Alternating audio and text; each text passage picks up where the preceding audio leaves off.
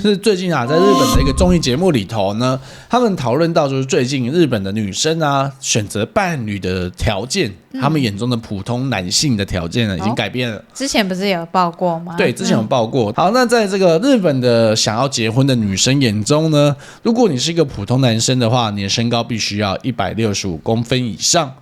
以日本的身材来讲，这也不算高，但也不算矮，就是标准值，可达到。对，可达到。因为我刚刚差点讲可达鸭。欢迎来到男女诚实说。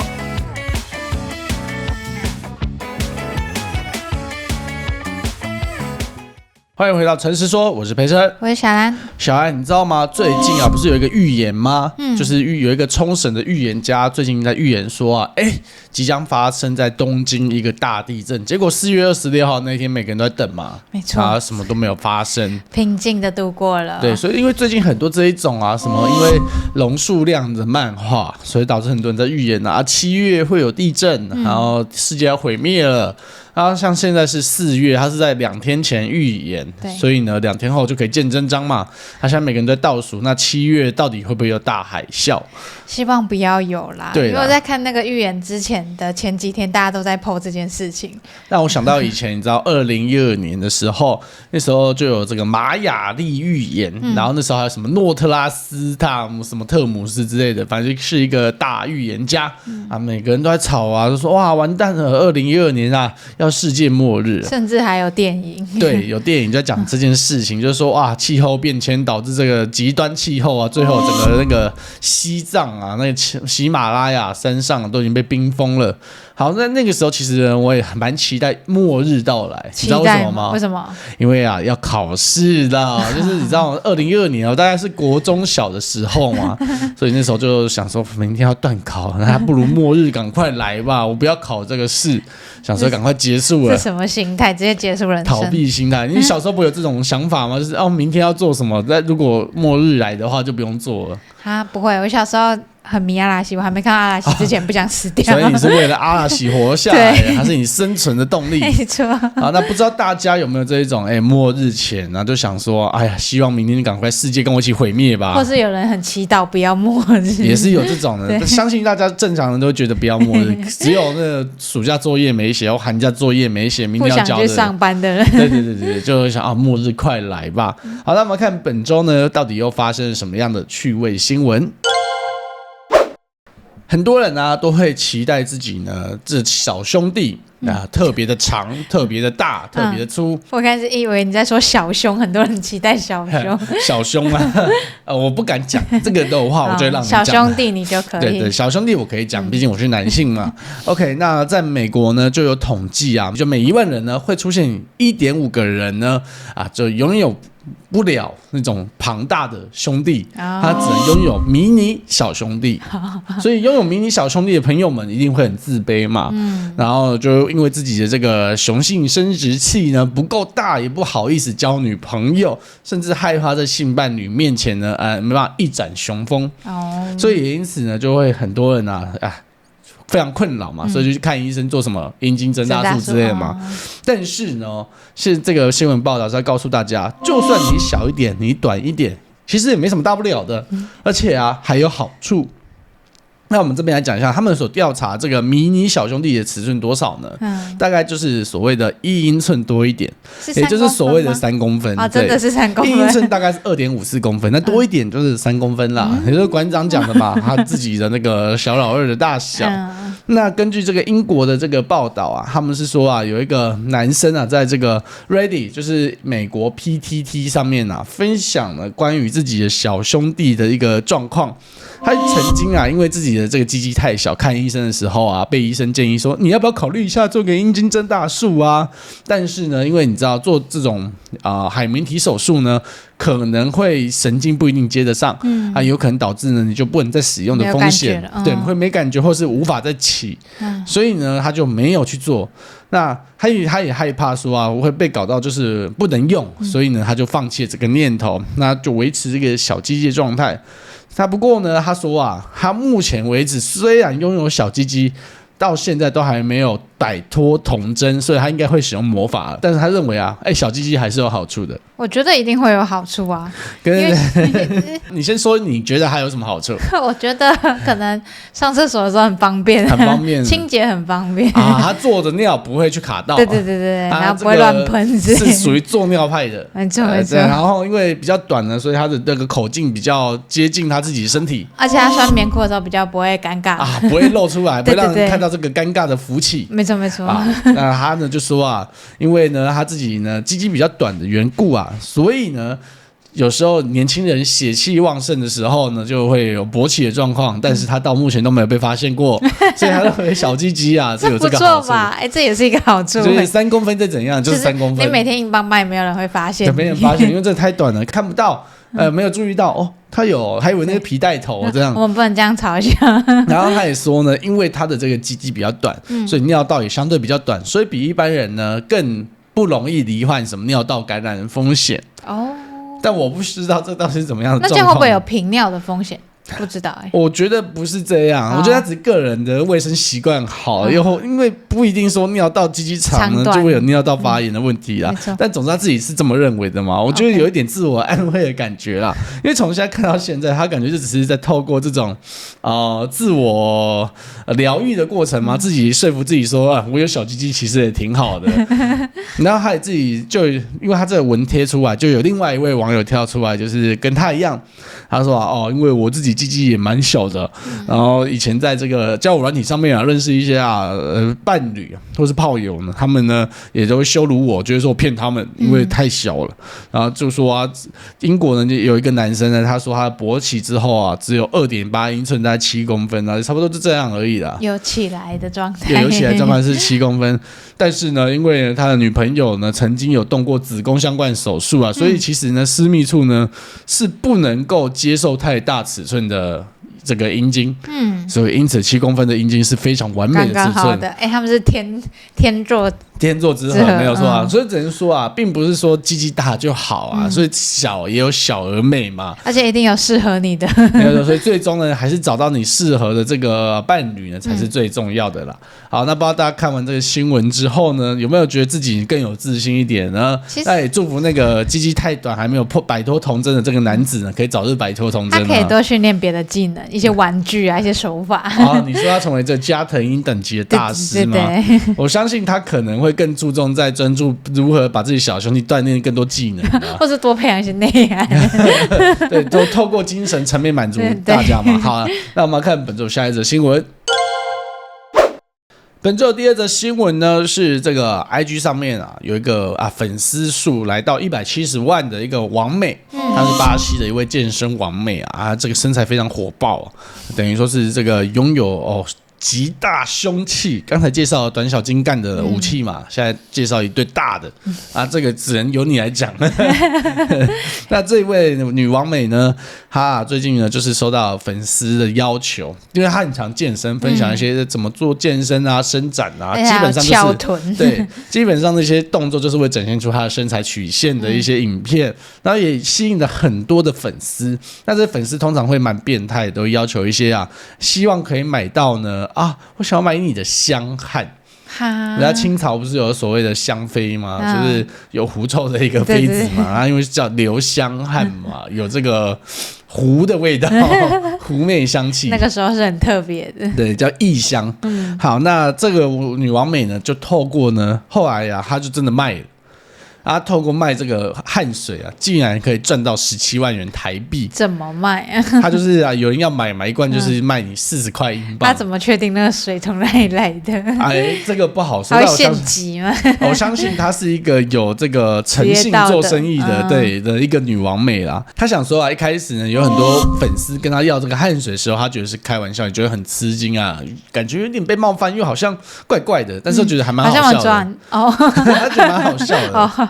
可能巴西人嘛，比较开放一点，但所以因此呢，他就呢过几天想说，其实卖汗这件事情我也没损失而且毕竟汗水本来就流出来，我把收集起来卖给你，也不浪费，而且我还可以制造嘛，所以因此就决定做这个生意然后结果那粉丝就非常开心，都得到了女神香汗，而且你知道吗？贾贺道修伯他就说这个粉丝呢，拿到香汗之后，就跟他的其他朋友讲说：“这个王美会卖我汗，他会卖汗呢，赶快跟他买汗。”啊，就很多人就来跟他私讯说：“我想要买你的汗，我想买你的汗。”那至于是拿来做什么用途呢？我相信大家应该脑海都有一些想象了，我们就不讨论了。一定是拿来当香水吧？对，一个拿来把汗喷到身上这样。那其实卖汗这件事情呢，也不足为奇。更早期有些实况组啊，像是以在图奇开游泳台或泡澡台的这个女网红们，他们就曾经有粉丝要求要买他们的洗澡水。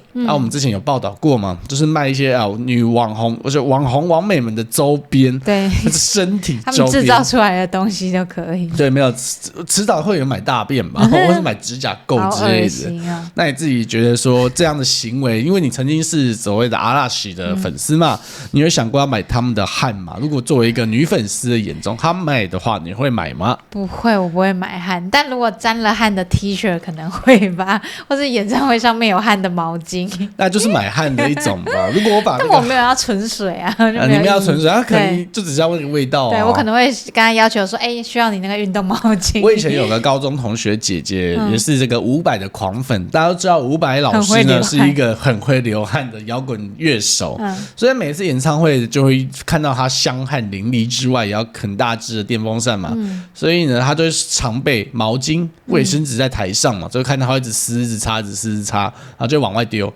就有粉丝会去收集他们擦过汗的卫生纸，所以我觉得这个可能和这种行为也差不多啦。对对对，那擤过鼻涕的卫生纸可以吗？不要。那你觉得身体周边到哪一步是还可以接受的范围？就汗以外，你觉得再更恶心一点，但是又能接受的啊？口水。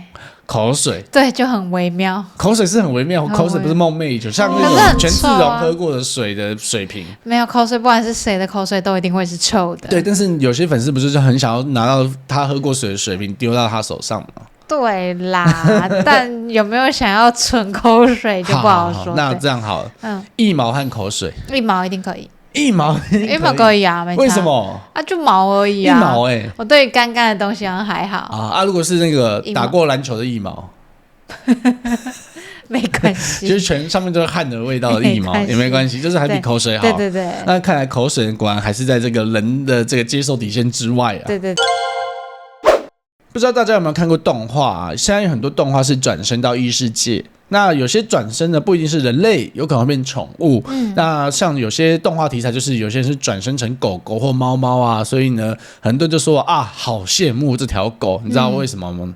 因为很舒服啊，不用工作啊，不对，那是因为这个狗狗呢就可以扑到女主角的胸怀之中啊，用它的鼻子狂蹭猛蹭，所以大家都说好羡慕那条狗或那只猫。这个看起来太不妙了。那今天这个新闻就跟这样的行为有关系啊，这是发生在英国呢啊，不是英国，是发生在美国啊。美国有个女生呢，她养了一头狗，她这个狗狗呢常常啊就是会看着她的右胸部，然后呢有时候甚至把头埋进她的胸前呢，就不断的用鼻子闻。这一定是什么？有藏毒。对，就是来自转身异世界的一个人啦，绝对是同异世界转身的人。我以为是气毒。气毒狗吗？你说它有一个假，对，一直里面有藏一些，胸部里面有那个大麻？没有，都不对，我也不对，就是也不可能是转身啊。其实呢，是因为这个狗狗啊闻到了异样。什么异样呢？原来后来这女生呢就发现狗狗这样行为之后，她就决定去看医生。她是一个有理智的饲主。那通常这个时候，台湾的饲主可能会选择找这个宠物沟通师，然后就开始说我家小宝怎么了啦？你家小宝觉得你这个右胸部的这个位置不对，就开始跟你讲他很感激你养他。总之呢，不要找宠物沟通师，先去找医生。这个女生就去看医生啊，她看了医生啊，果不其然，检查下去竟然发现她的右胸竟然有这个奇怪的阴影。然后呢，再加上他自己在做这个触诊的过程中，发现胸前有小硬块，所以确诊呢就是2期的乳癌，2B 期乳癌，那也算是蛮前期的，所以因此在这个癌细胞转移之前呢，就有顺利得到救治。那也就多亏这狗狗发现乳癌的硬块呢，主人就平安无事了。那这算是一个非常棒，而且也算是一个很好的案例，温馨的故事。对，以后看到你家的猫啊、狗啊狂吻你某个部位，不要觉得它很喜欢，有可能你就是癌症了。像有些人不是说啊，我家的狗很喜欢吻我的脚，你香港脚可能末期了。他应该是叫你赶快去看医生，赶快看皮肤科医生。他是来报恩的狗狗对，他就是那个狗狗兼着是一个什么 X 光机啊，或者是做 CT 这叫核磁共振仪，不需要养头狗就好了。或是他有缺的 GVD， 你知道跟胆小狗英雄一样，会自己去搜寻电脑，他早就知道。对，他自己会知道坐在电脑前面搜寻说主人胸前有硬块有异味，然后结果呢就发现说啊，你主人已经快挂了，因为那个 ChatGPT 输出来资料全部都是很严重的病。然后那狗狗说哇完蛋了，我主人快死掉了，我怎么办？要走下一个，为下半身该努力，赶快一直撞他那个胸部，快去看医生，快去看医生。从宠物沟通师如果这个时候沟通，只会发现什么？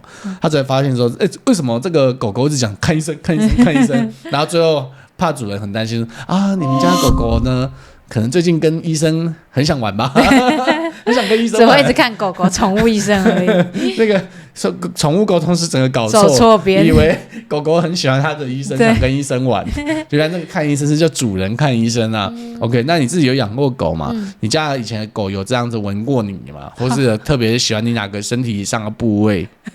完全没有，它只会咬我，所以你太健康了，好笑，你健康的令人发指。对，或者是它根本就不 care 我。所以你家的狗呢，就是觉得说太健康了，不要靠近我，不要靠近我。如果是一个生病的人，他就狂吻它，对不对？应该是会吧，我家狗好像没那么聪明哎，人家狗可能真的可遇不可求，可遇不可求，偏笨一点的这种。很多人呢结婚啊，不是都会或者是同居呢，都会觉得说一起睡一张床啊，才能够体现这个两人关系的非常甜蜜嘛。像你是属于那种要睡在一起派，还是分开睡派？我小的时候幻想是睡在一起派的，然后等实际真的有同居的话，我是觉得分开很不错。好，那我们就是从这个礼拜开始可以分开了吗？那我自己是属于觉得各睡各的蛮舒服的。但因为每个人睡觉习惯实在是太不一样了。没错。那今天这一则新闻呢，就是有网友在讨论说啊，如果要维持一个婚姻关系甜蜜的话，分房睡说不定才是正解。这网友里面讨论，他们分享自己各自的生命经验。他们说自己结婚之后呢，才发现原来老公有严重的打呼就是对这种浅眠的人来讲非常不友善，所以也因此睡眠品质大幅下降，然后也变得很焦躁、很焦虑。老公睡得很好，所以他就很不爽，所以又觉得旁边这个人怎么越看越不顺眼。所以呢，因此就协议说那我们干脆就分房睡，以免你打扰我，然后我打扰你。对，醒了以后被我打扰嘛。所以呢，分房睡之后，没想到两个得到各自的空间反而促进了两个人的感情。因为呢，我睡饱了，我就不会生气了嘛。所以老婆呢 ，Happy Wife。Happy Life， 所以因此呢，就得到了良好的婚姻生活，然后也因此这个贴文出来的时候，很多网友就赞同就说自从这个分房睡之后呢，确实让他们的很多人的关系都改善了。有些人就说不一定是打呼，有些时候是我是早睡，你是晚睡，对，那你可能没那么早睡，你还滑手机或是开着灯睡不着了。那也有那一种就是呢会梦游的，或者是会讲梦话的，或者磨牙，对，都会有一些噪音的影响，导致旁边的人睡不着。那还有一种就是有男生抱怨就是他睡觉的时候可能都盖同一张棉被，被子会被卷走。那老婆醒了，就有看那个名影片嘛，好多，老婆把它盖好之后呢，又把它卷回去，老公就冷一整个晚上，隔天还感冒打喷嚏。对，就是有这种状况嘛。老婆还说我不是有帮你盖被子吗？你怎么把它踢过来了？没有，你把它卷走了。那所以因此呢，就有一票人就是赞同说哎呀，分房睡才是唯一的解方。因为每个人生命经验、成长环境或是睡眠的习惯都不一样，怎么可能一起睡会睡得安稳的？那你觉得看完这贴文之后，你也是认为分房睡超级棒的类型吗？我觉得如果有遇到双方睡眠问题的话，就可以这样，这是一个解决的方式因为我有遇过人家，我听过人家就算睡一起，然后有这些可能打呼的状况一方就要为了这件事情来去做改善，像是可能带一些止鼾，或是帮助对，睡眠的就是需要一些睡眠辅助器这样。对，那其实但有另外一个说法，不过是我看别篇看别篇文章啊，讲的就是说啊，有些人认为说夫妻一起睡或情侣一起睡的好处，就是你们有时候可能吵架有纠纷了，因为你们强迫还在同一个空间，你们必须要讲开。那如果你今天有2个空间的时候呢，你可能就会逃避。那如果当2个人都逃避之后，就会进行变成冷战。就是大家都关上门自己走了。没有错，所以就有这个俗谚讲嘛，床头吵架，床尾和嘛。所以因此呢，就有些人就认为说啊，2个人的关系如果要甜蜜的话，睡一起啊是一定要的。那可以吵架的时候再睡一起，吵架睡一起吗？对，有可能吵架睡一起，反正睡得更糟，又更生气了。因为觉得想要掐旁边，掐死这样子啊，所以其实可能支持的那一方就像你这种心态，想说不行，我要干掉我老公，所以我决定呢，还是要支持睡一起，以利我方便动手。对，就不爽的时候就往旁边这样。不要这样，不爽就这样。